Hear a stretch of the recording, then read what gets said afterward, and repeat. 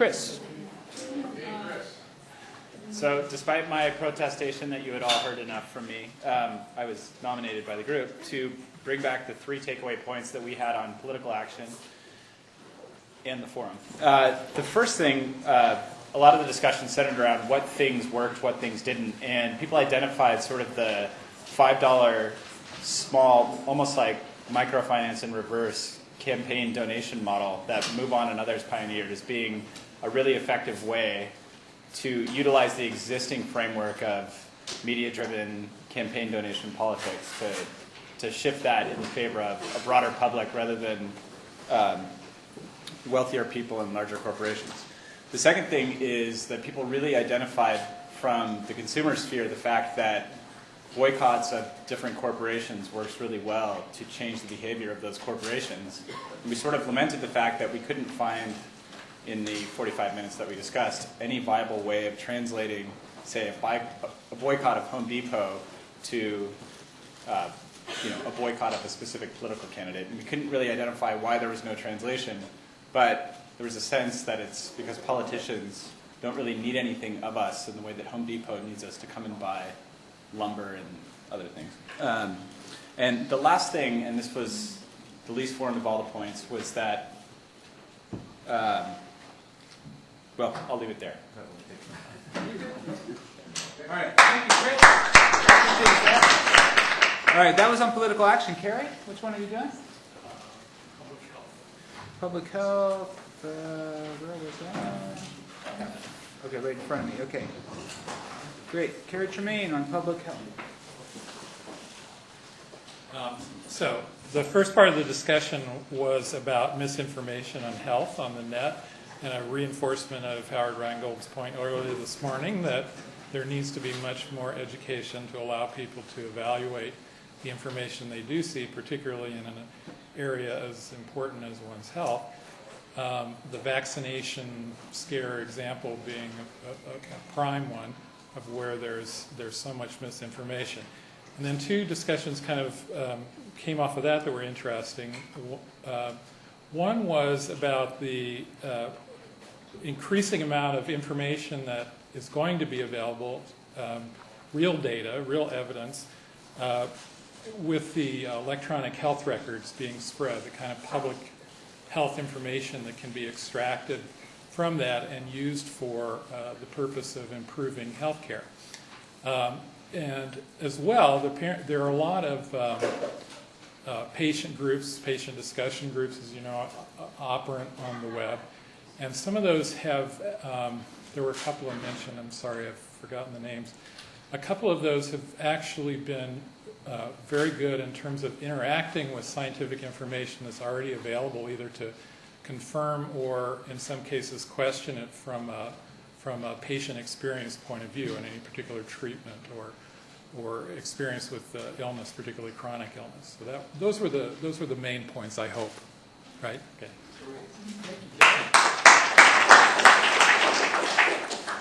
And Sylvia Paul will present on which number are you?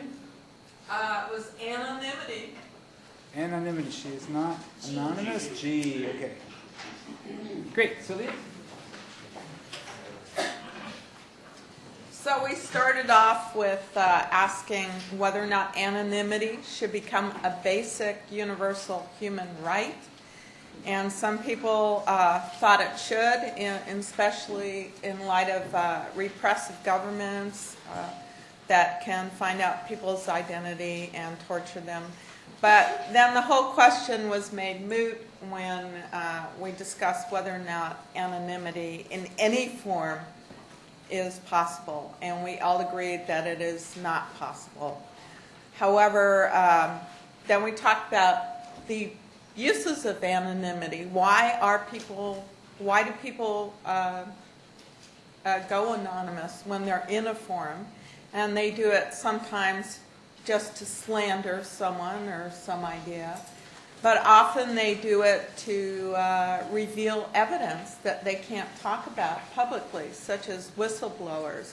And sometimes they do it to mock or deride an idea like the fake Steve character. So anonymity can serve useful purposes in public forums, and it also can be a nuisance with spam. One of our members, Judith Donath, the speaker, said it should be possible to develop, using technology tools, different levels of anonymity, so that if you do become a nuisance, your identity will be revealed. But if you behave according to the rules, what was it? I think that was someone else. Oh, okay. But if you behave according to the rules, then your anonymity will be protected.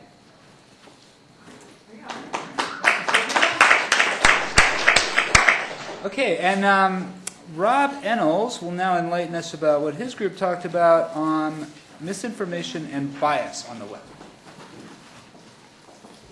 Okay, I'm Rob. So we had a group together talking about misinformation and bias, what effect it has and why it's important, what can be done about it. We had quite a big group, so quite a bit of fun. So there are several important issues here. So one question was, is this a new thing or have we really always had misinformation? So some people have this perception that there was some past golden age of accurate information from trustworthy newspapers who argued from facts. And a lot of people say actually that was never really the case. The only reason that now you think that there's disputes over facts and misinformation is because now you can see so many sources, you can see they don't all agree. If all you could see was one newspaper, you didn't necessarily know if they made up their own facts. But now you can tell because you're seeing multiple things. Another thing that was brought up is that when people are deciding what to believe, often rational arguments and notions of facts and truth don't really matter so much. What matters a lot more is who said something, are they accepted in my group, is this a person I can trust, and how much risk did they take in having to say this to their person on the line? Like, if they're a big TV station with a big reputation in my social group, then perhaps they're putting a lot of risk saying this, perhaps I should trust it more than they've said this. And perhaps when evaluating opinions, you should really look at who said this and how much risk they're taking. Another thing that got brought up, people are saying that it's so bad now, people are inventing their own facts. And that, well, okay, okay, people have always invented their own facts. You're just more aware of it now. And if you can talk to someone in a different place where they have very different beliefs, they'll believe their facts are correct and rational, and that yours are made up and based on some kind of phony logic. And really, that's all very relative. We're just seeing it more now because we're talking to each other more now. Another thing we talked about was various different ways we could try and address these problems. So 2 people in our group are actually pursuing particular things to do. So Patrick Riley's got this tool, I've forgotten the name now, where it tries to work out how much you should personally take an opinion seriously based on which groups have expressed that and how much risk they have to take by expressing that. I talked about my tool I've been building called Dispute Finder, which tries to look at the information read online and let you know when something you're reading has been disputed by another source on the web. Can you give the URL for Dispute Finder? Okay, and it's disputefinder.cs.berkeley.edu and also disputefinder.org. Great. Okay, thank you, Rob. Yeah, go check out disputefinder.org. It's actually a really fascinating new system. Okay, Anna Ghosh, who actually should get credit here because she initiated this number H, is going to speak about the breakout session on location-based media. Anna. I initiated this conversation, but I don't know anything about it. So I'm in a unique position to basically be the scribe for my group and I learned a lot from a lot of amazing experts. It was a really interesting conversation. What made me interested in this particular topic was really about reconnecting with the material world. You know, how can we use technology to really connect us back to our communities? So our group was quite large, and we had a very interesting conversation, lots of ideas. We started by basically just kind of describing why location-based social media is interesting or a good idea for folks. And basically, it's an augmentation of the real world. So anything that just helps us engage more robustly in our lives. It also helps build a backstory, so it helps you get to know someone better.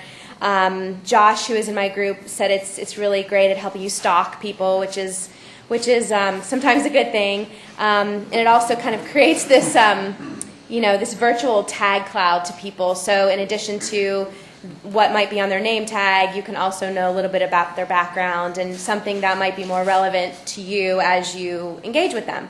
And then someone also mentioned that at conferences, at several social media conferences, actually name tags are starting to look more like tag clouds, and it says a little bit about like how your identity on social media. In addition, let's see what else we talked about here. One thing is it's more engaging. So basically, it's a continuation of the party. One of the gentlemen in my group talked about the fact that there are these Flickr groups, and they've been going on for a really long time. And basically, it's something that you do online, but then if you miss a Flickr group party, you can still feel like you're a part of it because you could see who attended. And it's also a continuation of a conversation you may have had at the party. You can keep that going online. So once we kind of talked about all the beneficial aspects of location-based social media, we talked a lot about yes, too much. Well, we have to mention more. Okay. So I think to go straight to the punch here, I think the most important thing we concluded with was there really needs to be protocols on how people engage with digital networks and control their own data, and to be able to do that in a way that people feel control of, and that will help them engage with their locations. Excellent.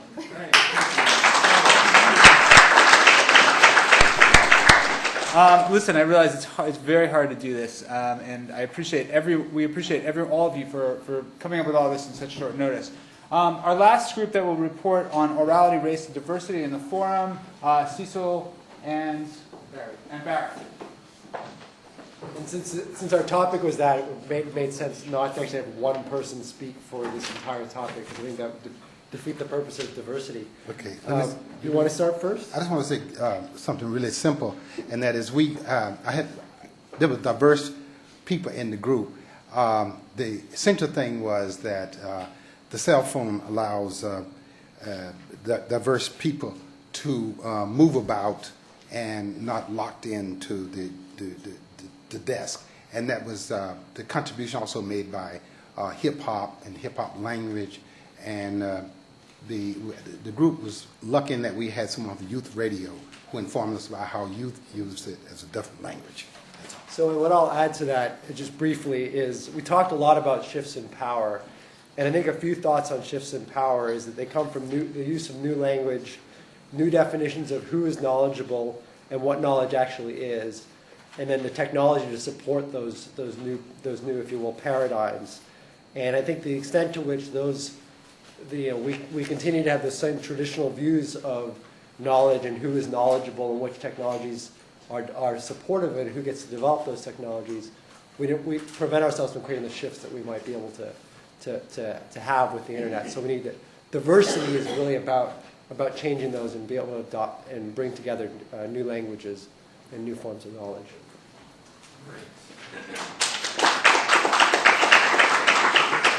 Thank you, Barry and Cecil. I may invite the next group of panelists to just come up while Kurt is going to actually give the final word on this. So please, panelists, join us up here, because we're going to try and stay on a really tight schedule.